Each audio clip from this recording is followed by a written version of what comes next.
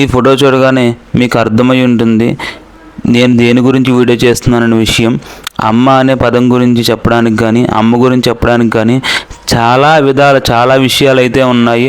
అమ్మ గురించి ఎంత చెప్పినా చాలా తక్కువే. కానీ అమ్మ అనే కాన్సెప్ట్ ఎందుకు తీసుకున్నానంటే, నేను మొన్న 2 రోజుల క్రితం మా పెద్దమ్మ గారి బర్త్డే అయింది. పెద్దమ్మ అంటే మా గురువు గారు వాళ్ళ అమ్మాయి. బర్త్డే కారణంగా అంటే పుట్టినరోజు శుభ సందర్భంగా మా అక్క అంటే పెద్దమ్మ గారు అమ్మాయి ఒక రకమైన మ్యాటర్ కింద రాసి మాకు పెద్దమ్మకి డెడికేట్ చేసింది.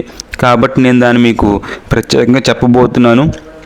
అంటే నేను చెప్పడం అంటే ఇది అంతా కూడా తల్లికి అంకితం కాబట్టి మా అమ్మగారి చేత అంటే నన్ను కన్న తల్లి ఆవిడ శారదాదేవి చేత చెప్పించబోతున్నాను.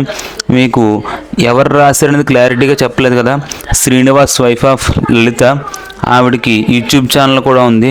దాని లింక్ని కింద డిస్క్రిప్షన్లో ఇస్తాను. ప్రతి ఒక్కరు కూడా ఒకసారి వాచ్ చేయండి, చూడండి, సబ్స్క్రైబ్ చేసుకోండి, లైక్ షేర్ కూడా చేయండి.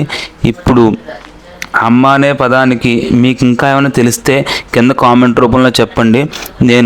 నన్ను కన్న మా తల్లి శారదాదేవి యొక్క ఆవిడ మాటల్లో వినిపిస్తాను. అది ఏంటనేది ఒకసారి మీరు అందరూ కూడా విని తరించండి. మీకు నచ్చితే లైక్ షేర్ సబ్స్క్రైబ్ కూడా చేసుకోండి.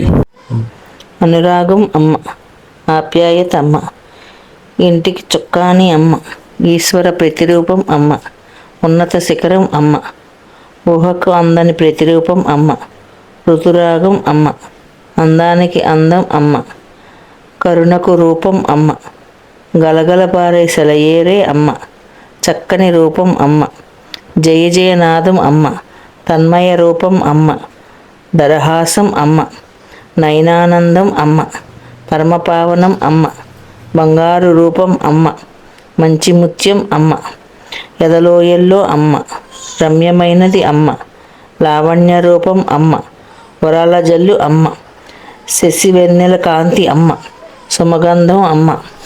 ఈ వీడియో ప్రతి ఒక్క తల్లికి అంకితం చేస్తున్నాను. మీకు ఎప్పుడు అందుబాటులో ఉండే మీ కేదార్ సైనింగ్ ఆఫ్. బాయ్.